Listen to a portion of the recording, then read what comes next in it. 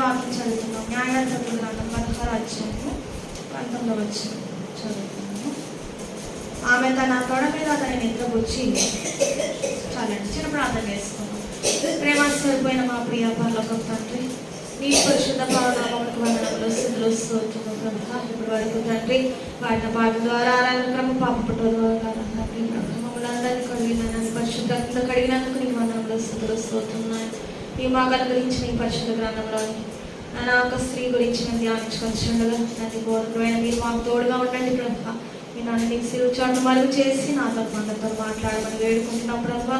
ఈ అంచె దినాల్లో ప్రభువా తండ్రి ఎవరి మిరిగిన మనసు అపవాది ఆయన తిరుగులాడుచున్నాడు కాబట్టి నాయన వాడి మోసములకు మేము కుయుక్తులకు వాడి తంత్రములు మంత్రములకు మేము తండ్రి నాయన ప్రభుత్వం మేము లొంగిపోక ఓడిపోక ప్రభా. జయశీల నిన్ను చూచు తండ్రి నాయన నీ పొందిన జయం మేము పొందగల భాగ్యం రాయించేయమని పెండ్లి కుమారుడుగా వేయించేయమని నా యేసునామమున ప్రార్థన నడుచున్నాం తండ్రి. ఆమేన్. కూర్చుకోండి. జయశీల యేసయ్య మనెల్లరికూ గొప్ప జయములు అనుగ్రహించిన దాకా ఆమేన్. మరి దేవుని గ్రంథంలో మరి పరిశుద్ధ గ్రంథంలో అనేక మంది బైబిల్ గ్రంథంలో అనేక మంది స్త్రీలు ఉన్నారు. అలాగే మరి మనం దెలీలా గురించి ధ్యానించుకుంటున్నాము. మరి దెలీలా గురించి మరి మొదటి ఒక వారం ధ్యానించుకున్నాము. అలాగే ఇప్పటి వరకు కూడా మనం ప్రతి నెల కూడా ఒక్కొక్క నెల ఒక్కొక్క బైబిల్ గ్రంథంలో స్త్రీ గురించి ధ్యానించుకున్నాం. కానీ మరి దెలీలా అనే స్త్రీ గురించి మనం ధ్యానించుకొని వచ్చినప్పుడు కేవలం ఆమె స్త్రీగా లేకపోతే ఆమె యొక్క మరి జీవితం గురించి కాదు, కానీ మరి సంసోను దలీలా కథ మనకి ఎన్నో గుణపాఠాలు నేర్పిస్తుంది. కాబట్టి ఇది ఇలా ఒక నెల సరిపోదని చెప్పేసి ఇంకొక 4-5 నెలలు మరి ప్రతి నెల కూడా మరి రోజు ధ్యానించుకుందామండి. అలాగే మనకు లెంట్ అయిపోయాక ఇంకొక 3 భాగాలు అయ్యాక సంసోను తల్లి గురించి కూడా మనోహ భార్య గురించి కూడా ధ్యానించుకోవడం ద్వారా మరి నేను అనుకోవడం దేవుడు నాకు అతి సమీపం కాబట్టి మన బిడ్డలందరూ కూడా మారు మనసు పొందాలి. కాబట్టి మారు మనసు పొందుటకు మనం ఏం చేయాలి చెప్పండి? తల్లిదండ్రులుగా ప్రార్థన చేయాలి. మన ప్రార్థనే వారికి మరి రక్షణ కార్యం జరిగిస్తుంది. పరిశుద్ధాత్మతో నింపబడాలన్నా మన యొక్క ప్రార్థనే. కాబట్టి ఎవరు మన బిడ్డల కొరకు ఎవరు ప్రార్థన చేస్తారు? మనమే చేసుకోవాలి. కాబట్టి నాకు తెలిసి సంవత్సరం తల్లి గురించి జూన్లో లేకపోతే ఆగస్టులో అయ్యేటప్పటికి మన బిడ్డలందరూ కూడా చక్కని మారు మనసు అంటే ఏంటంటే వారు దేవుడు నిజంగా తెలుసుకోవాలి. ఏదో మనం చెప్తే బైబిల్ చదవడం కాదు, మనం చెప్తే ప్రార్థన చేయడం కాదు, మనం భయపడి ఏదో మొబైల్ ఆపడం కాదు, కానీ వారికి వారుగా వారు ఎప్పుడైతే అభిషేకం పొందుకుంటారో వారి యొక్క పాత స్వభావం అంతా పోతుంది. వారు నూతన సృష్టిలుగా ఎప్పుడైతే మనం ఎలాగైతే మార్పు చెందాక మనం ఎలాగైతే దేవుని కొరకు జీవిస్తున్నామో అలా వారు కూడా జీవించాలి. నాకు దేవుడు తీరుస్తాడు. మన బిడ్డలందరూ కూడా మన దేవుడు ఇచ్చిన బిడ్డలందరూ కూడా అట్టి రీతిగా మరి మారు మనసు పొందాలని ఈ వింటి ధ్యానముల వల్ల జరుగుతుందని నేనైతే ఆశిస్తున్నానండి. మరి నేడు దినము 2వ భాగం దెలీలా గురించి ధ్యానించుకుందాము. మరి న్యాయాధిపతులు 16-19లో ఆమె తన తొడ మీద అతని నిద్రపుచ్చి అని చెప్పేసి మనము మొదటి వారం గత నెల నేర్చుకున్నాం కదా. దెలీలా సంసోను కదా. సంసోను ఇంచుమించు 12 గొప్ప విజయాలు పొందుకున్నాడండి. సంసోను గొప్ప బలవంతుడు, పరాక్రమశాలి అనమాట. పరిశుద్ధాత్మను మరి కలిగిన వాడు. గర్భంతోనే అతను మరి గర్భంలోనే పరిశుద్ధాత్మ పూర్ణుడు ఈ లోకంలోనికి వచ్చిన నాటి నుండి కూడా నాజీరు అంటే దేవుని కొరకు వ్రతం అంటే దేవుని కొరకు మరి తల్లి ఎలాగైతే గర్భంన అసలు మరి ఆ పిండము ఉన్నప్పుడు ఇప్పుడైతే దేవదూత వచ్చి మనోహ భార్యతో సంసోను తల్లితో చెప్పినప్పటి నుంచి కూడా ఆమె ద్రాక్షకు సంబంధించిన కానీ ద్రాక్షలకు సంబంధించిన కానీ ఏది తినక మరి చాలా నిష్టగా ఆమె బ్రతికింది. మరి కుమారుడు కూడా అలాగే చాలా చక్కగా పెంచింది. కానీ మరి ఎవరి వయసు వివాహ వయసు వచ్చినప్పటికీ మరి పరిశుద్ధాత్మ అభిషేకం కలిగి ఇన్ని విజయాలు పొందిన ఈ సంసోను ఏమయ్యాడంటే తప్పిపోయాడండి. వివాహం విషయం అనేది మరి లైఫ్లో ఒక మలుపు తిప్పే విషయం, టర్నింగ్ పాయింట్ అనమాట. ఒక జీవితం బాగా ఉండాలన్నా వారిది నాశనం అయిపోయాలన్నా పెళ్లితోనే ముడిపెట్టి ఉన్నది. చూడండి, చాలా మంది చూస్తాం, చదువుకుంటారు, జాబ్ చేస్తారు, కానీ సరైన వ్యక్తితో వివాహం కాకపోతే వారి యొక్క ఫ్యామిలీ లైఫ్ చాలా డిస్టర్బ్ అవుతుంది. పీస్ అనేది ఉండదు అన్నమాట, శాంతి సమాధానం ఉండదు. వాళ్ళని చూస్తే మనకి ఏమనిపిస్తుంది? నిజమే, వాళ్ళు జాబ్ లైఫ్లో బాగున్నారు కానీ ఫ్యామిలీ లైఫ్ బాగాలేదు. అది కాబట్టి ఏదైనా పరిపూర్ణ ఆశీర్వాదం ఉంటేనే మనం చూసేవారికి కూడా సంతోషం, దేవుడు కూడా ఘనత. మరి ఇక్కడ ఈ దెలీలా అనే స్త్రీ ఎలాంటిదంటే ఈమె మోసగించే ప్రవృత్తి కలిగిన స్త్రీ. ఈమె షోరేక్ లోయలో ఉన్నదని మనం చదువుకున్నాం కదండి. మరి జూయిష్ రబ్బీస్ ఏం చెప్తారంటే వేదాంతులు ఈమె ఒక ప్రాస్టిట్యూట్ విడో అన్నమాట అండి. మరి మనకైతే బైబిల్ గ్రంథంలో రాయబడలేదు ఆమె వ్యభిచారి లేకపోతే విధురాలని రాయబడి లేదు, కానీ జ్యూస్ రబ్బీస్ అని యూదుల రబ్బీలు చెప్తా ఉంటారంట. కాబట్టి ఈమె కపట నాటకంతో వేషధాలతో మరి కన్నీరుతో మరి ఏం చేసింది, సంసోను శోధించింది, అతని యొక్క అన్ని విషయాలు తెలుసుకున్నట్లుగా. మరి కాబట్టి ఇక్కడ మరి దెలీలా ఒడిలో మరి ఇతను ఉన్నట్లుగా అక్కడ పడుకొని కళ్ళు తెరిచి చూసేసరికి అతడు నిద్ర మేలుకున్నాను. 20 వచనం చూడండి, 16-20.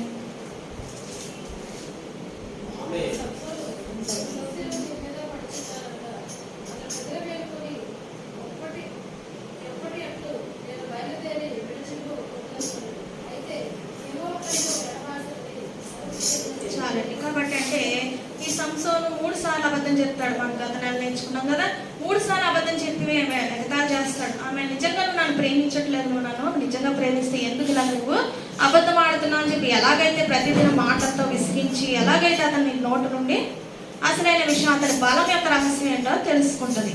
కాబట్టి ఇతడు నిద్ర మేలుకొని ఇగో ఫిలిష్తీయులు సర్దార్లు వస్తున్నారన్నప్పుడు అనుకున్నాడంట, మళ్ళీ ఎప్పటిలాగే నేను మళ్ళీ జయిస్తాను, దేవుడు నాకు ఇచ్చిన బలం ఉంది కదా అని అనుకున్నాడే. కానీ మరి దేవుడు ఇచ్చిన బలం కావాలి, కానీ ఇంకా అక్కర్లేదు చెప్పండి, దేవుడు ఇచ్చిన ఆజ్ఞలు వద్దు. అసలు సంసోని దేవుడు ఎందుకు భూమి మీద పుట్టించుంటారు? ఫిలిష్తీయులు ఇంచుమించు మరి 40 సంవత్సరాలు అనుకోండి, అధ్యయనం ఉంటుంది చూడండి, వాళ్ళు చాలా భయంకరంగా మరి వీళ్ళు బాధపడుతున్నారు. 13వ అధ్యాయం 13వ అధ్యాయం మొదటి యెహోవా 40 సంవత్సరాలు వారిని ఫిలిష్తీయుల చేతికి అప్పగించి 40 సంవత్సరాలు ఫిలిష్తీయులు చాలా దారుణంగా ఇశ్రాయేలుని కఠినంగా మరి చేస్తున్నారు. అలాంటి సమయంలో వారిని విడిపించడానికి కదా ఈ సంసోను పుట్టించింది. మరి సమూయేలు ప్రవక్త కూడా పుట్టింది ఎందుకు చెప్పండి? ఆ కాలంలో మరి ఒక ప్రవక్త, ఒక న్యాయాధిపతి ఉండాలి. కాబట్టి అన్న చాలా కాలం ప్రార్థన చేసి ఆఖరికి ఇలా కాదు, సాక్రిఫిషియల్ ప్రేయర్ చేసిందంట, ప్రభువా నువ్వు నాకు ఒక మగ బిడ్డనిస్తే, ఈ సేవకురాలని నాకు జ్ఞాపకం చేసుకుని సేవకురాలు నాకు మగ బిడ్డనిస్తే అతన్ని పాలు విడిచినట్టు నీకు ఇస్తాను అని మొక్కుబడి ప్రార్థన ఎప్పుడైతే చేసిందో మరి సమూయేలు దేవుడు ప్రవక్తను మరి ఇచ్చారు. అలాగే ఆమె కూడా మాట నిలబెట్టుకుంది. తర్వాత ఎప్పుడైతే ఆమె చెప్పిన మాట నిలబెట్టుకుందో ఆమెకు ఇంకా ఆమె కుమారులు కలిగినట్లుగా ఒక 5 పిల్లలు కలిగినట్లుగా మనం చూస్తున్నాం. కాబట్టి సమూయేలు ప్రవక్త మరి ఎలా ఉండాలో ప్రవక్తగా జీవించాడు అభిషేకంతో. మరి ఇశ్రాయేలీయులందరూ చాలా సంవత్సరాలు నెమ్మదంగా ఉన్నారంటే అతని సమయంలో, ఎందుకంటే ఆయన ప్రార్థనా పరుడు ప్రవక్త, ఇటువంటి యుద్ధాలు అనేవి రాకుండా మరి గొప్పగా న్యాయాధిపతిగా అతను ఉన్నట్లు చూడగలం. మరి సమూయేలు తల్లి అలాగ ఉన్నది. కానీ ఇక్కడ మరి సంసోను కూడా పుట్టింది ఎందుకు?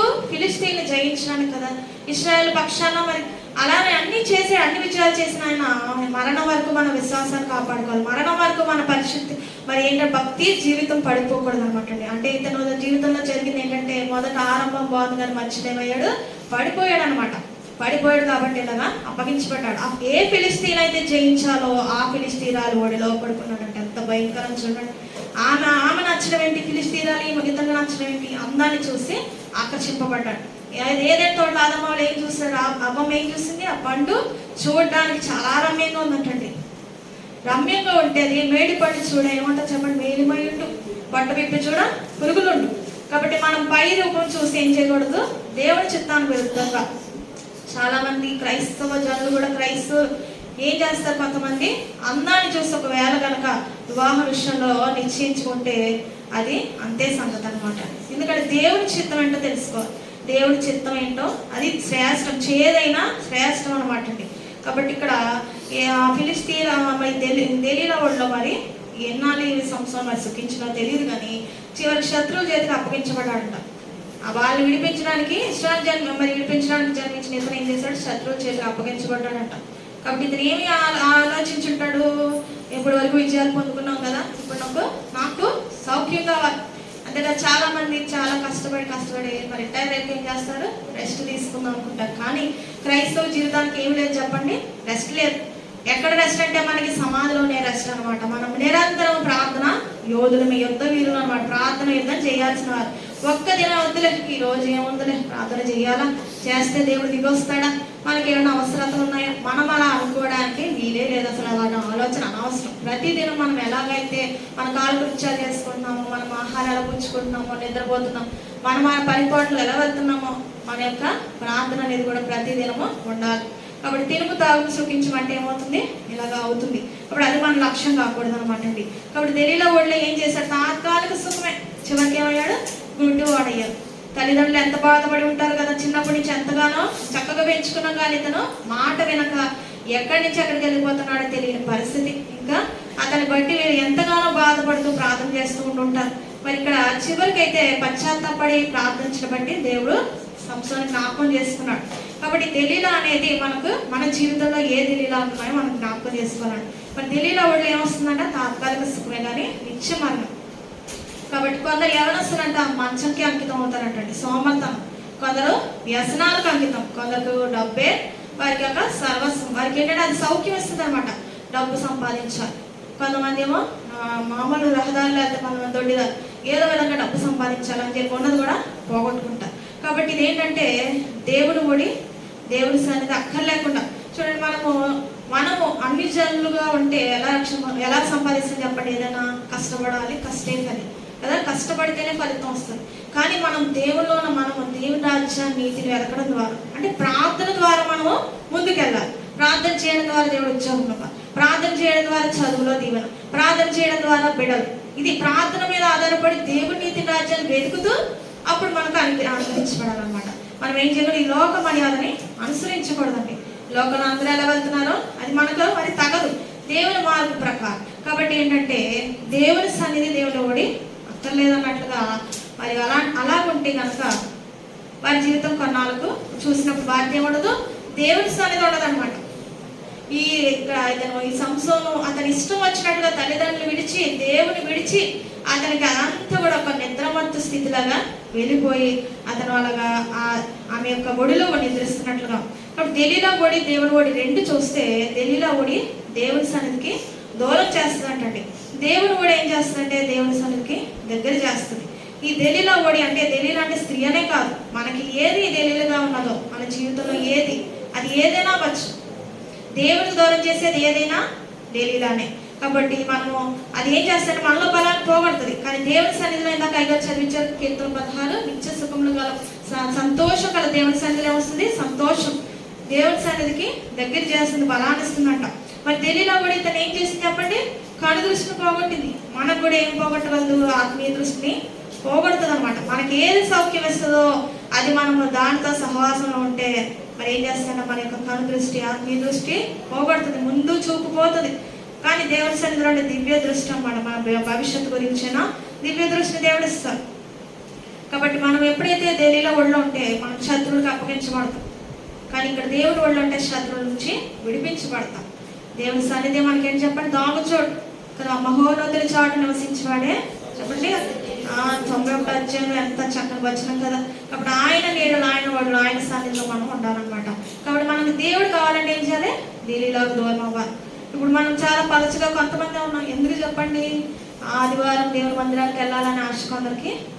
మరి ఏముంటుంది చెప్పండి? వెళ్ళాలా, లేటుగా వెళ్తే ఏమైంది అని అనుకోవచ్చు. కానీ మరి మన దేవుడు కావాలంటే ఆ దెలీలా సౌఖ్యం ఇచ్చేదాన్ని మనం దూరం చేసుకోవాలి. కాసేపు రెస్ట్ తీసుకొని రోజు ఉరుకులు పరుగుతూ ఆఫీస్కి వెళ్తామని ఈరోజు తీరు పడుతూ నెమ్మదిగా ఇల్లు శుభ్రం చేసుకుని వంట చేసుకుని చర్చికి వెళ్దాంలే అని అనుకోకూడదు. మనం ఎప్పుడైతే మనము ఉదయకాలం కూడా దేవుని సన్నిధి చేసుకున్నాం కూడా, దేవునితో సహవాసంలో ఉంటే మనకి దేవుడు చక్కని బలం ఇస్తాడన్నమాట. పనులు మరి ఇంకను ఎక్కువ పనులు ఉన్ననాడు ఏం చేయాలి? ఎక్కువ ప్రార్థన చేయాలి. కాబట్టి అప్పుడు మనం ఏం చేయాలి? ఇంటి పని కానీ ఏ పని చురుకుగా చేసి మళ్ళా సన్నిధిలోకి, సంఘ ప్రార్థనలోకి, సమాజంలోకి మనం సమకూడగలం. కాబట్టి మన జీవితంలో దెలీలాలు ఎవరో మనం గుర్తించాలండి. వాటిని మనము జయించాలి. అలాగే మన బిడ్డల విషయంలో కూడా మనం ప్రార్థించాలన్నమాట. కాబట్టి సంసోను ఎలాంటి వాడంట? ఫిజికల్లీ స్ట్రాంగ్, మెంటల్లీ వీక్ అనమాట. మరి ఏంటంట? చాలా అతి దారుణ్యము, చాలా బలసూరుడు అనమాట. కానీ మానసికంగా ఎవరు? బలహీనుడే. కొంతమంది చూస్తున్న కదా అనిపిస్తుంది, శారీరకంగా చక్కగా ఉంటారు కానీ చిన్న కష్టం వచ్చిన వెంటనే ఏడుస్తారు. కొంతమంది సన్నంగా ఉంటారు కానీ వాళ్ళు చాలా ధైర్యంగా ఉంటారు. కొంతమంది సన్నంగా ఉన్నా సరే అంటే బలం లేకుండా, శారీరక బలం లేకుండా మెంటల్ వీక్ ఉంటారు, ఫిజికల్ వీక్ ఉంటారు. కాబట్టి మనం ఏదైనప్పటికీ కూడా కండబలం కన్నా ఏం చెప్పండి? బుద్ధి బలం విన్నా. లోకల సామెత ఏంటి? కండబలం ఎంత ఉన్నప్పటికీ బుద్ధి బలం ఉండాలన్నమాట. మరి ఇక్కడ ఏమేమి కండబలం ఉంది, సంవత్సరానికి ఏం లేదు, బుద్ధి బలం లేదనమాట. మానసికంగా బలహీనుడు అనమాట. మరి తల మీదకు మంగళగతి రాకుండా తల్లి ఎంతగానో జాగ్రత్తగా పెంచింది, తండ్రి ఎంతగానో చక్కగా పెంచాడు. మరి లోకాన్ని కోరుకున్నాడు ఈ సంవత్సరం. 20 సంవత్సరాలు న్యాయాధిపతిగా పనిచేశాడంటండి ఇశ్రాయేలులకు. ఇదంతా జరిగాకనే ఇలా పడిపోయాడు అనమాట. చూసారా? సంసోను దైవజనుడు కదా, మరి ఆ దేవుని అభిషిక్తుడు కదా, న్యాయాధిపతి కదా, మరి నాకేంటి అని అనుకోవద్దు. కాబట్టి అంత బలసూడే, అంత పరిశుద్ధాత్ముడే పడిపోయాడంటే నువ్వు నేను పడిపోవడం మరి చాలా తక్కువైన విషయం. కాబట్టి అందుకు మనం జాగ్రత్త పడాలి. దేవుని ఆత్మ కలిగిన వారు పడిపోరు అనడానికి లేదు. పరిశుద్ధాత్మ దేవుడు మనలో ఉంటారు, మనల్ని నడిపిస్తారు. కానీ మనం ఏం చేయాలి? ఆయన చెప్పిన మాటలకు లోబడాలి, లోబడే వారిగా ఉండాలి. మరి దేవుడు చెప్పారు కదా, దేవుడు చెప్పింది ఏంటి? అతను మరి ఇశ్రాయేలు పక్షాన యుద్ధాలు చేయడానికి అతని జీవితాన్ని మరి అర్పించుకోవాలి. వివాహం చేసుకున్నాడు అనుకుంటే అది కూడా ఫిలిష్తీయురాలే. ఆమెను కూడా వాళ్ళ మామయ్య గారు ఏం చేస్తాడు? వేరొకరికి ఇచ్చి పెళ్లి చేస్తాడు. మరి మ్యారేజ్ లైఫ్ ఫెయిల్ అయిపోయింది. ఈ తర్వాత గాజాకి వచ్చాడు. మరి చూడండి, ఇక్కడ గాజాకి వెళ్ళి ఒక వేసి దగ్గరికి వెళ్తాడా, 16 అధ్యాయం మొదటి వచనం. అదే అయిపోయిందాక మళ్ళీ ఈ షోరేకులోకి వచ్చి ఈమెవరు? ఈ దెలీలాను మరి మోహిస్తాడన్నమాట. ముగ్గురు ఆయన జీవితంలో ఎవరున్నారు? ముగ్గురు స్త్రీలు ఉన్నారు సంవత్సరం జీవితంలో. చూడండి ఎంత నిజమే. ఒకరు అన్ని జనులైన వరకు, లేదా క్రైస్తవులని కాదు, మతం కాదు, కులం కాదు కానండి, కొందరు జీవితాల్లో ఇంతమంది స్త్రీలు ఉంటారు.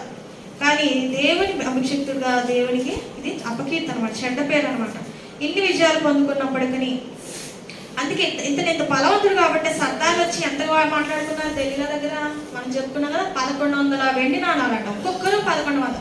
ఎంతమంది సర్దాలు ఉంటే మేము అందరం ఒక్కొక్కరు 11 వెండి నాణాలు ఇస్తామని చెప్పి మరి వాళ్ళు వడబడి కూర్చుకున్నారు. ఎందుకంటే అతను అంత బలవంతుడు కాబట్టి, అతని రహస్యం తెలిస్తే చాలు మనం అతన్ని ఎలాగైనా లొంగ తీసి చంపివేద్దాం అని చెప్పేసేటువంటి వారి ప్లాన్ అనమాట. కాబట్టి ఇక్కడ దెలీలా ఎవరి సాదృశ్యం అంటే లోకాశులకు సాదృశ్యం. చూడండి ఎంత మరి మనము బలంగా ఉన్నప్పటికీ ప్రతి ఒక్కరికి ఒక వీక్నెస్ ఉంటుంది కదా, బలహీనత ఉంటుంది. కాబట్టి మనం ఏం చేయాలంటే వాటిని జయించాలన్నమాట, ఆ శోధనలు జయించాలి. కాబట్టి మనము వాటిని ఏంటన్నది మనము తప్పకుండా మనము ఒక కంట కనబెడుతూ ఉండాలి. మోహం నుండి మరణం వరకు సంసోను దెలీలా కనబడుతుందండి.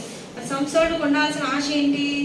కానీ దేవుని చిత్తాన్ని నెరవేర్చాలి. ఇశ్రాయేలు పక్షాన ఉండాలన్నది అతని ఆశగా ఉండాలి, కానీ అతని ఆశ వేరొకటిగా.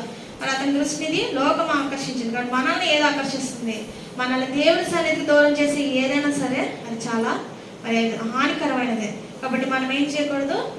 ఎప్పుడు కూడా మనము దేవుని సన్నిధికి దూరం అవ్వకూడదు. కాబట్టి అతను పొందుకున్న అభిషేకం దేని గురించి చెప్పండి? ఫిలిష్తీయుల మీద మరి విజయం పొందాలి, యుద్ధం చేయాలి. మరి దేవుడు కూడా మనకు దేవుడు తన అభిషేకాన్ని ఇచ్చే ఉంటాడు. ప్రతి ఒక్కరు కూడా పరిశుద్ధాత్మ చేత మనం ఏం చేస్తాం? విమోచన దినం వరకు ముద్రింపబడ్డాం అన్నట్టండి. కాబట్టి మనకు ఒక సంచకరువుగా పరిశుద్ధాత్మ దేవుడు ఇవ్వబడ్డాడు. మన అందరిలో కూడా ఎవరున్నారు చెప్పండి? పరిశుద్ధాత్మ దేవుడు ఉన్నారు. సంచకరువుగా అంటే అడ్వాన్స్గా ఇవ్వబడ్డారంట. అంటే ముందుగా మనం ఎప్పుడైతే పరలోకం వెళ్ళకుండా ముందుగానే మనతో ప్రధానమైంది కాబట్టి ప్రభు మనకి ఏమి ఇచ్చారంట? ఆయన ఆత్మను ఇచ్చినట్లుగా చూస్తున్నారు. కాబట్టి మనము చూడండి, మొదటి యోహాను 2వ అధ్యాయం 15వ వచనము.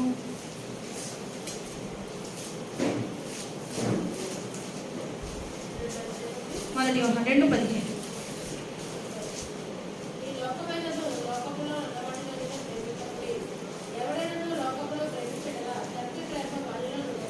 కాబట్టి ఇక్కడ లోకమును ప్రేమిస్తే తండ్రి ప్రేమ లోకంలో ఉన్న వాటిని మనం ఏం చేయకూడదు? ప్రేమించకూడదు. కానీ మనం ఏం చేస్తాం?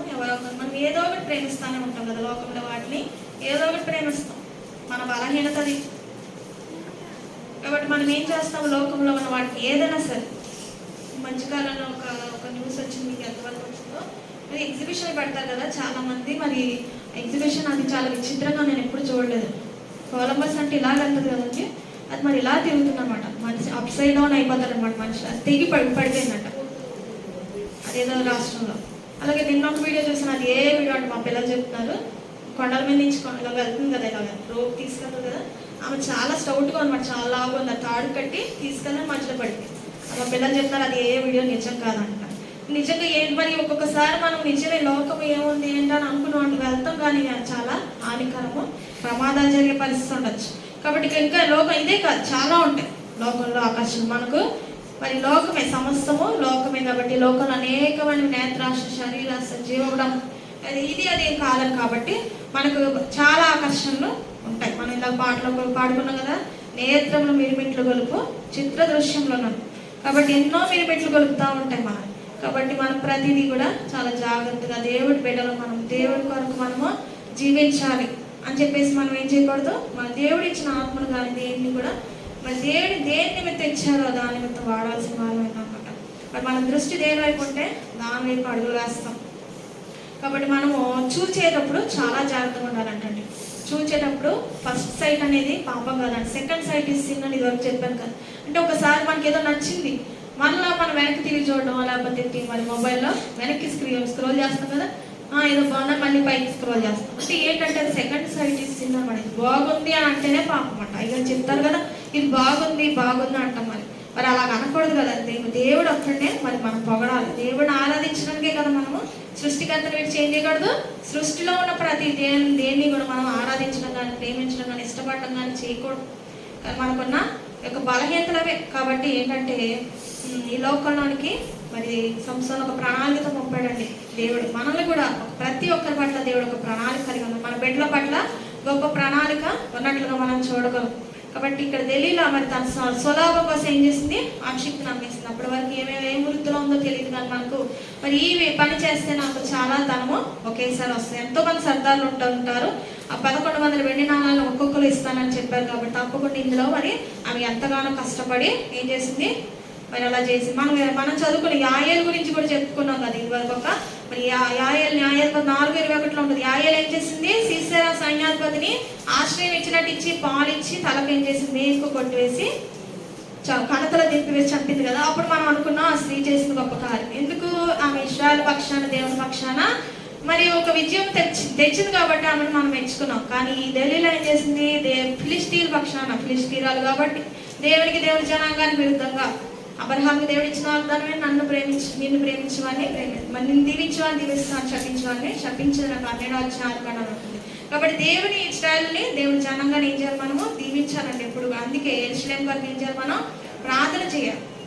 అంచె దినాల్లో ప్రపంచం అంతా యెరూషలేముకు వ్యతిరేకం అవుతుంది. కాబట్టి ఆ యెరూషలేము పక్షాన ఉన్నారు, అది ఎవరంటే యెహోవా దేవుడు. కాబట్టి మనం ఏం చేయాలి, మనము యెరూషలేము కొరకు ప్రార్థన చేయాలి. తప్పకుండా యెరూషలేము కొరకు దేవుడు ఎప్పుడు మనం ప్రేరేపించినా యెరూషలేము కొరకు ప్రార్థన చేయాల్సిన వారమై ఉన్నాం. కాబట్టి ఇక్కడ ఇంకా చూస్తే, కాబట్టి మనం ఎవరి పక్షాన ఉండాలంటే, ఇక్కడ ఇశ్రాయేలు పక్షాన లేదు, మనం ఏం చేయాలి, దేవుని పక్షాన, దేవుని బిడ్డల పక్షాన, దేవుని సేవకుల పక్షాన, దేవుని సంఘం పక్షాన ఉండాలి. మరి అన్ని జనులతో, మరి లోకాన్ని ఉన్న వారితో, మనం ఏ లోక నాయకులతో కానీ మరి బయట వారితో కానీ మనం ఏం చేయకూడదు, వారి పక్షాన ఉండకూడదు. వారి సాత్వికంగా సమాధానం చెప్పేవారిగా ఉండాలన్నమాట. ఇప్పుడు ఒక ఆధ్యాత్మిక నాయకుని ఏం చేసింది, మరి సర్వనాశనం చేసింది. ఈ విగ్రహారాధనకు అలవాటైన ఈ ఫిలిష్తీయులకు చెందిన స్త్రీ ఏం చేసింది, ఇంకేం లేదు చెప్పండి, దేవుడు భయం లేదు. ఎందుకంటే ఆమె మరి ప్రాస్టిట్యూట్ అని చెప్పుకున్నాం కదా, మరి వ్యభిచార వృత్తి, వేశ్యవృత్తి కలిగిన స్త్రీ అని చెప్తారంట కొందరు. కాబట్టి ఈమె ఏమి లేదు, దేవుని భయం లేదు, నైతిక విలువలు కొంచెం కూడా పట్టించుకోలేదు. మరి తన శరీరాన్ని ఏం చేసింది చెప్పండి, తన అందాన్ని, దేవుడిచ్చిన అందాన్ని ఏం చేసింది, మరి దైవ సేవకుని జీవితం ఇలా కావడానికి మరి వాడినట్లుగా చూస్తున్నాం. శరీరం అంటే దేవుని ఆలయం, కానీ అలాంటి విలువ ఏమి లేని స్త్రీ. ఎందుకంటే ఆమె లోకంలో ఉంది కాబట్టి, దేవుని వాక్యం తెలియదు కాబట్టి. శరీర పాపాలు శరీరానికి మరి శిక్ష తెస్తాయి, ఆత్మ కూడా శిక్ష తెస్తాయి. కాబట్టి శరీరంతో ఏం చేయకూడదు, ఇష్టానుసారంగా ప్రవర్తించకూడదు. ఈ శరీరానికి శిక్ష ఉంటుంది, ఆత్మకు నిత్య నరకంలో శిక్ష ఉంటుంది. కాబట్టి ఇక్కడ మరి స్త్రీని దేవుడు ఎందుకు సృజించారు చెప్పండి, దేవుడు మరి పురుషుడికి సాటి అయిన సహాయంగా ఉండాలి. కాబట్టి సాటి అయిన సహాయంగా ఉండాలి. అలాగే ఏం చేయాలి, మరి ఇక్కడ ఈమె కూడా ఒకవేళ ఇంకా ఇతని బలాన్ని మరి దేవుడి గురించి తెలిసినవే మార్పు చెందాలి. లాహా మార్పు చెందిందా లేదా, మార్పు చెందింది. మరి రూత్ మార్పు చెందిందా లేదా అంటే మార్పు చెందింది. వీరందరూ మార్పు చెందినప్పుడు ఈమె ఎందుకు మార్పు చెందలేదంటే, ఈమెకేం లేదు, దేవుడు అంటే భయం లేదు, భక్తి లేదు, ఏం కావాలి, ఇంకే డబ్బు కావాలంతే, కానీ దేవుడు పరలోకం వద్దనమాట.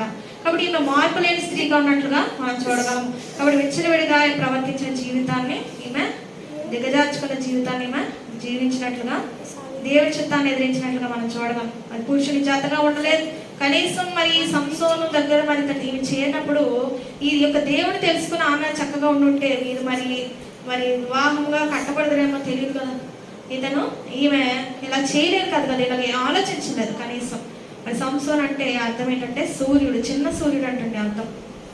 మరి అసాధారణ దైవ సేవకుడిని మరి ఏం చేసిందో మనకు తెలిసింది కదా. ఏంటంటే మరి యేసుప్రభు లూకాసు వార్త 1:26 మరి చూస్తాం కదా, యేసుప్రభు జననం ఎలాగ ఉంటుంది, దూత వచ్చి నీవు గర్భవతి కుమారుని కనుక. అలాగే మనోహ భార్యకు అంటే సంసోను తల్లి కూడా అదే విధంగా దేవదూత వచ్చి ఏం చెప్తుంది, నీవు గర్భవతి కుమారుని కను. న్యాయపత్రం 13 అధ్యాయాన్ని చూస్తే మనం సంసోను జననం ఉంటుంది.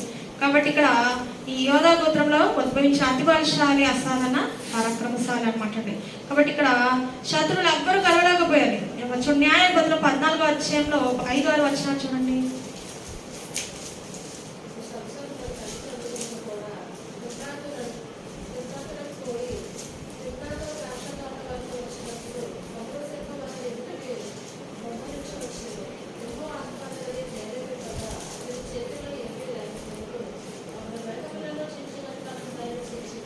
చాలండి. కాబట్టి ఇక్కడ మేక పిల్లని చీల్చినట్టు బొబ్బరించే సింహం, మామూలు సింహం కూడా కాదు, బొబ్బరిస్తుందంట అది సింహం. దాన్ని ఏం చేశాడు ఆయన? మేక పిల్లని చీల్చినట్టు చీల్చి శత్రువులు ఎవరు కూడా గెలవలేని స్థితి. అలాగే 15 అధ్యాయం 13 నుంచి చూడండి, 16 వచనంలో కూడా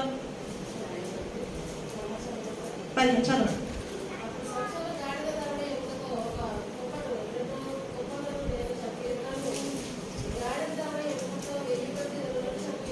చాలు 13 నుంచి కూడా చదువుకుంటే ఇక్కడ క్రొత్త తాళ్ళ చేత అతను కట్టి ఆ బండ ఎదురు నుండి అతను తీసుకుని వచ్చి అతను లేహీకి వచ్చే వరకు ఫిలిష్తీయులు అతను ఎదుర్కొని కేకలు వేయగా యెహోవాత్మ అతని మీద బలముగా వచ్చిన అతని చేతులు కట్టబడి తాళ్ళు అగ్ని చేత కాల్చబడిన జనపనార వలె ఆయన సంఖ్యలను అతని చేతుల మీద నుండి విడిపోయింది. అలాగే అతను గాడిద యొక్క పచ్చిదవడని కడవని చేయి చాచి పట్టుకుని 1000 మంది మనుషులు చంపారు. కాబట్టి ఇక్కడ ఏది కూడా మరి ఇతను ఏమి చేయాలి, ఇంకా ఉంటాయి, చాలా ఉంటాయి. 12 విజయాలు మరి సంవత్సరం పొందుకున్నాడు. ఇంచుమించు 20 సంవత్సరాలు న్యాయాధిపతిగా కూడా చేశాడు. మరి దేవుని పని చేశాడు. అయినప్పటికీ కూడా మధ్యలో మరి చూడండి, దావీదు ఎలా యుద్ధాలు చేయాల్సిన సమయంలో ప్రియుడిగా ఇంట్లో ఉండి ఏం చేస్తున్నాడట? మేడ మీద అటు ఇటు తిరుగుతున్నాడట. కాబట్టి మనం ఏం చేయాలి? దేవుడు ఇచ్చిన సమయం ఏదైనా ఖాళీ వచ్చినప్పుడు మనం ఏం చేయకూడదు? ఆ సమయాన్ని వృధా చేయకుండా మనం ఏదో చేద్దామని అనుకుంటే దేవుడి సమయము మరి దుష్టుడు వెంటనే ఎత్తుకెళ్ళిపోవడానికి సిద్ధంగా ఉంటాడు. కాబట్టి మనం ఏం చేయకూడదు? వెంటనే ఏం చేయాలంట? మరి స్థలం చూసుకొని మోకరించాలని దైవజనులు స్థలం చూసుకుని వెంటనే సన్నిధిలో పరిగెత్తాలంట. కాబట్టి మనం ఎప్పుడు కూడా సమయం వృధా చేయకూడదండి. ఎప్పుడు దేవుడు సమయం ఇచ్చినా వాక్య పాఠం అనుకో, లేకపోతే దేవుని మరి ప్రార్థించడానికో, దేవుని కనిపెట్టడానికో, దేవుని యొక్క పరిచయం వాడబడ్డానికో, సువార్త చెప్పడానికో, దేనికో దానికి వాడాలి. చేతులతో సింహాన్ని చీల్చేశాడంట, కానీ లైంగిక వాంఛలు అతను అదుపులో ఉంచుకోలేకపోయాడంట. అది చూడండి, వివాహం అని మరి ఫెయిల్ అయింది. మరి ఆ ఉంటప్పుడైనా నేను చేసిన తప్పే, నేను ఫిలిష్తీయులను వివాహం చేసుకున్నాను అని తెలుసుకున్నాడు అంటే లేదు. మరలా వేషి దగ్గరికి వెళ్ళాడు కావచ్చు. అదే అయిపోయింది అనుకోండి, మళ్ళీ ఇక్కడికి షోరేకులో వచ్చాడు అనమాట సంసోను. మరి ఏంటంటే తన జీవితాన్ని పరిష్కరించలేకపోతున్నాడు అనమాట. అతను ఏంటంటే అలాగా గాలి ఎటు ఇస్తాడు అన్నట్టుగా అతని జీవితం అవుతుంది. కానీ ఇక్కడ తెలియలాని కూడా మోహించండి ఇంత ఉండడం మొదలు పెట్టడం. కాబట్టి దేవుని భయం కానీ 10 తల్లిదండ్రుల భయం, సమాజ భయం ఏది లేదనమాట. మరి వివాహం కాకుండా పరాయి స్త్రీతో ఉండడం ఇవన్నీ చూశారు. కాబట్టి సర్దార్లు ఇక్కడ ఇతని బలహీనత మనకు తెలిసింది కాబట్టి ఏం చేశారు? కుట్ర పన్నారనమాట. ఢిల్లీలో ఏం చేసి ఈ సంస్థని మత్తులోనికి లాగి మరి రహస్యమని లాగినట్లుగా శోధించి, కాబట్టి ఫిలిష్తీయులు ఏం చేశారు? సంసోను కళ్ళు ఓడదీశారు. ముందు బలవంతుని ఏం చేశారు? కళ్ళు లేని వాడిగా చేశారట. గాజాలు తీసుకొచ్చి సంఖ్యలతో బంధించి బందీ గృహంలో తిరగలు విసిరేవాడిగా చేశారు. మనం చెప్పుకున్నాం కదా, ఆఖరి కడసరి దాసుడు ఉంటాడు కదా, దాసు ఉంటుంది కదా, లేడీస్ కడసరి ఆ చెప్పే దాసులతో తిరగలు విసిరి చేస్తారట. లేడీస్ పని చేయించారు. అలాగే దాసులు చేసే పని ఈ న్యాయాధిపతి చేశారంట. ఎంత భయంకరం చూడండి. ఎందుకంటే దేవుడు అంటే భయం లేని స్థితి ఎక్కడ తీసుకొచ్చిందంటే కళ్ళు పోయి బంధకాలు తిరగలు విసిరే పని. కాబట్టి మనము దేవుని భయంతో మరి ఏం చేయాలి? దేవుడు దయచేసి ముఖ్యంగా ఆదివారం ఆరాధన ఎవ్వరు కూడా నిర్లక్ష్యం చేయొద్దు. ఒకవేళ ఇక్కడ ఏకీపించకపోతే ఎక్కడైనా ఆరాధనకి వెళ్ళండి. ఎందుకంటే ఆదివారం ఆరాధన మరి ఇంకా వెళ్ళకపోతే దయచేసి రాశారు కొద్దిగా కృతజ్ఞత లేని వారట. వారం అంతా దేవుడు కాపాడాడు. 6 రోజులు కష్టించి పని చేసాం. మనం 7వ రోజు ఏం చేయాలి? విశ్రాంతి తీసుకోవాలని ఇష్టాలకు దేవుడు చెప్పారు. మనకి మొదటి దినమే ప్రభు దినం. కాబట్టి ఎప్పుడు కూడా దేవుడు నా ఆదివారం అనేది దొంగలించదు. నా జీవితంలో నేను అదే తీర్మానించుకునేదాన్ని. అసలు ఆదివారం అనేది ఒకవేళ నేను హాస్పిటలైజ్ అయ్యి ఐసీయూలో బెడ్ మీద ఉంటే తప్పితే ఆదివారం ఆరాధన నేను మానకూడదు అన్న నిర్ణయం మొదట్లోనే తీసుకున్నాను. ఒకసారి ఏమైందంటే నేను చెప్పే ఉంటాను, ఇదివరకు మా ఫ్రెండ్ వాళ్ళ అక్క పెళ్ళి వాళ్ళ అన్నిలో ఆదివారం పొద్దున బెంగళూరు లేకుంటే చెన్నైకి తీసుకుపోయింది ఆవిడ. నేను ఆ రోజు చెప్పాను, నాకు అక్కడ ఆరాధన కంపల్సరీ తీసుకెళ్ళాలని. మా పాస్టర్ గారు అన్నారు, అమ్మ నువ్వు ప్రియా నువ్వు వెళ్ళిపోతున్నావు, అందరినీ తీసుకెళ్ళిపోతున్నావు ఆరాధన లేకుండా అని అంటానే ఉన్నాను మా పాస్టర్ గారు. అలాగే అక్కడ వెళ్ళాక సాటర్డే ఈవినింగ్ రిసెప్షన్ అనుకుంటాం, ఆదివారం మార్నింగ్ పెళ్ళి. ఎవరు తీసుకెళ్ళేది లేదు. ఇంకా ఆరాధన పోయింది. ఇంకా తర్వాత ఆ బాబుతో అమ్మాయితో నాకు మనస్పర్ధలు. ఏంటంటే ఈ దేవుడి కన్నా ఎక్కువ ఎవరిని ప్రేమించిన ఏమవుతా చెప్పండి? దేవుడు అది ఏం చేస్తాడు? ఆయన జెలసీ గాడ్ అంటే ఆయన ప్రేమను ఆయన సమయాన్ని ఎవరికి ఇవ్వకూడదు? ఒక భయపడో లేదా ఏదో చేసి ఏదైనా సరే అదొక్క రోజే నా జీవితంలో మిస్ అయిన తర్వాత బాబు పుట్టినప్పుడు ఒకసారి బాల్యంత్రాలు అప్పుడు మరి పురుష స్నానం అవ్వాలన్నారు అయ్యగారు. పాప పుట్టినప్పుడు ఒక 3 Sundays అనుకోండి, ఎందుకంటే జూలైలో సంస్కారం పుచ్చుకున్నాను, పాప పుట్టింది, మళ్ళీ ఆపరేషన్ ఫ్యామిలీ ప్లానింగ్ అయిపోయింది, మళ్ళీ ఆగస్టు 1st Sundayకి వచ్చేసాను. అంటే ఒక 3 Sundays అవి తప్పితే నా జీవితంలో నేను ఎప్పుడు కూడా మరి మానుకోలే. ఆ తీర్మానం అదనమాట అండి. ఆ తీర్మానం బట్టే దేవుడు కూడా మరి ఇలాగా సేవకురాలుగా నేను అర్హురాలు కానేమో, కానీ దేవుడు ఇలాగా మరి ఒకవేళ మేమే సరిగా ఉండకపోతే, ఇంకా గొర్రెలు కాపాలు మేమే మందలం మరి మాదిరిగా ఉండకపోతే మరి చెప్పండి, ఇంకా మిగతా వారు ఎలా వస్తారు దేవుని సన్నిధికి? కాబట్టి ఆ తీర్మానం అనేది మనం కలిగి ఉండాలి. కాబట్టి ఒక తీర్మానమే మనల్ని ఏం చేస్తే గొప్ప స్థాయికి ఎదిగిస్తుంది అనమాట. ఎట్టి పరిస్థితుల్లో అది ఎవరైనా వాళ్ళు ఆదివారం చాలా చూస్తున్నారు ఫంక్షన్లు, దయచేసి అలాంటివి చేయొద్దు.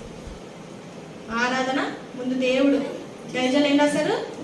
ఉద్యోగం ముందు ఉపవాసం. ఉపవాసం అంటే ఏంటి? తిండి తినవద్దని కాదు, కానీ సహవాసం అనమాట. మనము ఈ లోక పనిలోకి వెళ్ళే ముందు ఏం చేయాలి? దేవునితో సహవాసం చేయాలన్నమాట. దేవుడిని ముందుగా ఏం చేయాలి? దేవుడిని చూడాలి. ఇంకెవరిని చూడకముందే దేవుడిని చూడాలి. ఇంకెవరి మాట మనం వినకముందే దేవుడి మాట వినాలి. ఇంకెవరితో మనం మాట్లాడకముందే దేవుడితో మాట్లాడాలి. అది మనము తీర్మానించుకోవాలి. తప్పకుండా దేవుడు మనం ఉన్నత స్థలాలు ఎక్కిస్తాడు, ఉన్నత శిఖరాలు ఎక్కిస్తాడు అనమాట. కాబట్టి మనము అలాగా తీర్మానించుకోవాలి. ఇక్కడ దేవుడికి ఇవ్వాల్సింది ఏం చేశారు? దేవుడికి దేవుడి సమయము ఇవ్వాలి. అసలు దేవుడి చిత్తం అసలు ఏంటి? దేవుడు ఫిలిష్తీయులతో యుద్ధం చేయాల్సింది ఇలా అన్నవాళ్ళు వెళ్ళి పడుకోవడం ఏంటి? కాబట్టి మన సమయం కానీ ధనం తలాంతం లోకం కోసం కాదు, దేవుడి కోసమే వాడాలండి ఏదైనా సరే. కాబట్టి చూడండి, సంసోను ఎంత ఘోర శిక్షణ, కళ్ళు పోయి బంధించబడ్డాడు, చాలా భయంకరం. కాబట్టి ఇక్కడ లోకంలో కూడా క్రైస్తవులు కూడా చాలా లోకంలోకి వెళ్ళిపోతారు. సమాజం అంట సంఘం లోకంలోకి వెళ్ళొచ్చు, కానీ లోకం సంఘంలోకి రాకూడదంట. నేను విమర్శించడం కాదు, కానీ లోకంలో ఏం జరిగితే సంఘంలో అయ్యే చెప్తున్నా. ఫాదర్స్ డే అయితే ఫాదర్ గురించి, మదర్స్ డే అయితే మదర్, అని ఎవరు దేని గురించి అప్పుడు ఒక్కరోజే మనం స్టేటస్ పెట్టుకుని సరిపోతాం. మనకి ఎలా అర్థమైన భక్తి, ప్రేమ, గౌరవాల గురించి నిరంతరం ఉండాలి. లోకం ఏం చేయకూడదు? సంఘంలోకి రాకూడదు. లోకంలో పెట్టిన ఈ రోజులు ఏం చేయకూడదు? సంఘంలోకి తేకూడదు. తెచ్చిన ఒకవేళ రోజు మరి మనము పాస్టర్స్ డే ఉంది, పాస్టర్ గౌరవించడం, కనపరచం, అది ప్రతిదినం ఉండాలి. అలాగే ఏదైనా ఒక డే అలాంటివి ఏంటంటే లోక సంబంధం, బర్త్డే కూడా. కాబట్టి మనం ఆ రోజు ప్రార్థన చేస్తాం కాబట్టి ప్రార్థన పూర్వకంగా అయితే చేసుకోవచ్చు, కానీ ఇంకా దేనికోసం కాదు. ఆ రోజు మన బిడ్డలు ప్రేమించడం కాదు బర్త్డే అని చెప్పి, అలా కాదు. కాబట్టి ఏంటంటే మరి ఈ మధ్యకాలంలో ఒక మ్యారేజ్కి వెళ్ళాను అయ్యగారితో, నాకైతే తల తిరిగిపోయింది అనమాట. క్రైస్తవ పెళ్ళి అంటే అది ప్రీ వెడ్డింగ్ షూట్ అంట. మా శామ్యుల్ అయితే సరి చూసుకుంటున్నాడు, మా రోజేమో చూస్తున్నారు, పెద్ద స్క్రీన్లో కూడా పెట్టారు. అసలు ఆ పెళ్లి కూతురు పెళ్లి కొడుకు వాళ్ళ మరి వీడియో వెడ్డింగ్ షూట్ నాకు అసలు సినిమాలాగా ఉంది. ఇంకా కళ్ళు మూసుకుని ఇంకా పాప చూస్తుంది, తండ్రి ఏంటి నాయన ఏంటిది అసలు? వరుడు అసలు కనీసం ఒకరినొకరు టచ్ చేయడం మహా పాపం. పెళ్లికి ముందు ప్రీ వెడ్డింగ్ షూట్లు ఇవన్నీ మరి అన్నీ చేస్తారు, సినిమా పాటలు పెట్టించుకొని. చాలా భయంకర. అయ్యగారు కూడా స్టేజ్ మీద కూర్చున్నారు, అతనికి ఏమీ తెలియదు. దిగొచ్చాక చూసి ఇంకా అలా స్టన్ అయిపోయారు అనమాట. ఇంకా చాలా భయంకరం అనమాట. ఇంకా ఏదో తెలుగు సినిమా చూసినట్టు పెద్ద తెల్ల కూడా పెట్టారు. తండ్రి నాయన ఏంటి అసలు హల్దీ ఫంక్షన్ ఏంటి, అన్నీ ఏంటి అసలు చాలా భయంకరంగా అసలు. కాబట్టి ఏంటంటే ఇవన్నీ కూడా మనం ఏం చేయకూడదు? క్రైస్తవంలోకి తెచ్చుకోకూడదు. కాబట్టి ఒకరోజు కూడా ఇవన్నీ ఎవరో మ్యారేజ్ పిలిస్తే వెళ్ళాం. ఎవరు సాయంత్రం వెళ్ళి అక్కడ ఎవరు యాంకరింగ్ చేస్తుంది ఒక ఆవిడ. మా రోజు తాగుతున్న సినిమా పాట పెట్టి పాట పాడడం, ఇది అసలు వెళ్ళలేదు. నేను పాప ఉంచుకోండి, దాచుకోండి, పాపని పంపద్దంట. అలాగే అమ్మ నువ్వు సినిమా పాటలు పెడితే వెళ్ళడానికి మేము లేము ఇక్కడ అని చెప్పేసి అనుకున్నాం. కాబట్టి ఏంటంటే మనం చాలా భయంకరమైన శాపాలు తీసుకొస్తాం అలాంటివి చేస్తే. కాబట్టి మనము మన శరీరంతో దేవుని మహిమపరచాలంట, కనపరచాలి. కాబట్టి మనం ఏం చేయకూడదు?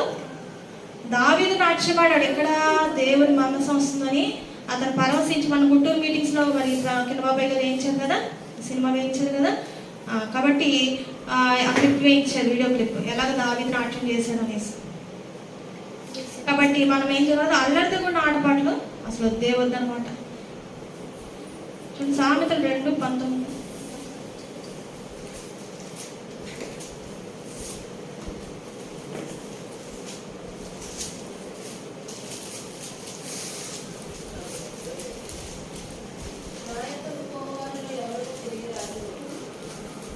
వేష గురించి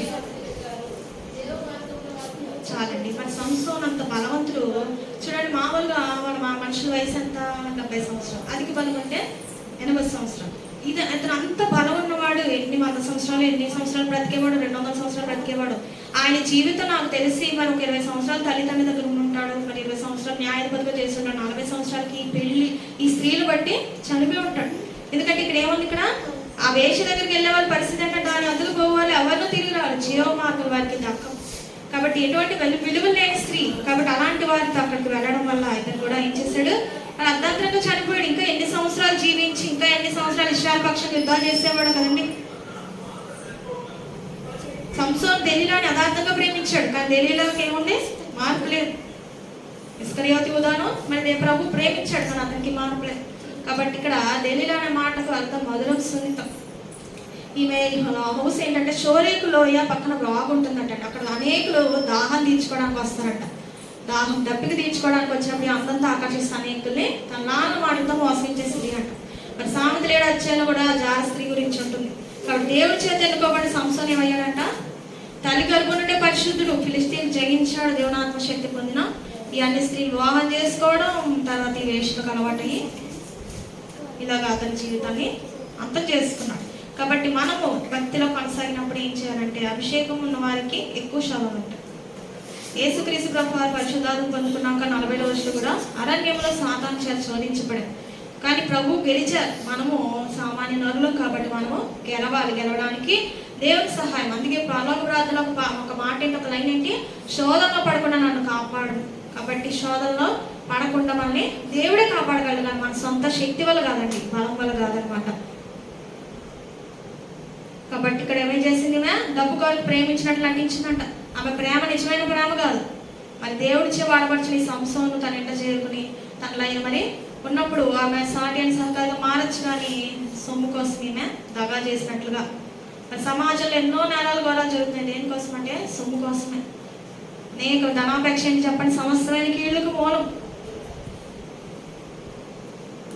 కాబట్టి సామెతలు 14:1 జ్ఞానవంతురాలు తన ఇల్లు కట్టిన 3 రాలు తన ఇల్లు తానే ఓడబెట్టుకోండి.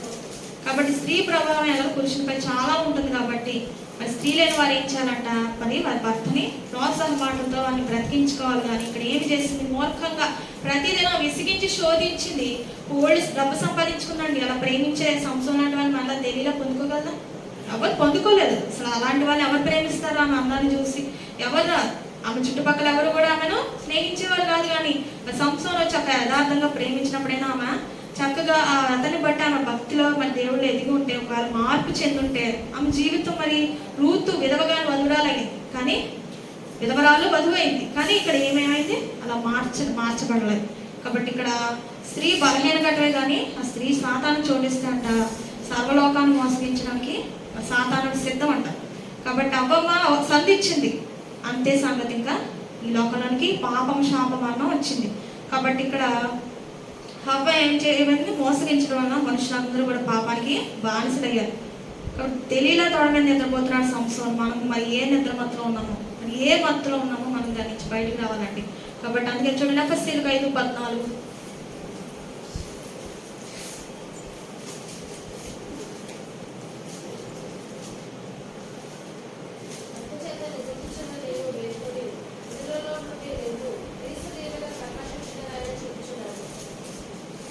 చాలు. కాబట్టి ఇక్కడ మనం ఏం చెప్తున్నారు, దేవుడు మనం నిద్రిస్తే కనుక, నిద్రించుతూ ఉంటే కనుక మనం ఏం చేయాలని మేలుకొని క్రీస్తుని మీద ప్రకాశించిన చెప్పుచున్నాం. కాబట్టి మనము మెలకు కలిగి ఉండాలి. మనం మెలకు కలిగి ఉండాలి. ఏ మెలకు అంటే ఖాళీగా నిద్రపోకుండా ఉండడం కాదు. మనం ఏం చేయాలి, జాగారం చేస్తాం చూడండి అన్ని జనులు. మనం ఏం చేస్తాం, రాత్రి కూడా అర్థం చేసుకుంటాం. అలానే కాదు, కానీ మనం నిద్ర మీద ఉన్నా, మెలకునున్నా ప్రభు వచ్చినప్పుడు ఇదిగో చిత్తం ప్రభు, ఆ సిద్ధం తండ్రి అనేటువంటి ఆత్మీయ మెలకు కలిగి ఉండాలంటండి. కానీ మనం ఎందుకు మెలకు ఉండాలంటే, సాతానుడు మనల్ని ఎప్పుడు దాడి చేస్తారో తెలియదు. కాబట్టి వాడికి ఏం చేయకూడదు, బలవకూడదు. కాబట్టి మనం ఏం చేయాలా, ప్రార్థన మెలకుగలి. ప్రతిదినము కూడా దేవుడితో సహవాసంగా మనం మెలకుగలి. దేవుడు మనకి ఏదైనా దేవుడి వాక్యం ద్వారా హెచ్చరించినా మనము మారడానికి ప్రయత్నించాలండి. దేవుడి సహాయం అడగాలి. అలాగే కళ ద్వారా, దర్శనాల ద్వారా దేవుడు ప్రమాదాలు హెచ్చరిక జారీ చేసినప్పుడు మనం వెంటనే అలాంటి ప్రార్థన చేయడం మరి అలా కలిగి ఉండాలి. కాబట్టి మెలకు కలిగి ఉంటే ప్రభు మనకి ఏం చేస్తారంట, ఆయనతో మరి భోజనం చేసే అవకాశం, ఆయన మనకి వడ్డిస్తారంట, ఉపచారం చేస్తారంట. లూకాసు వార్త 12:37.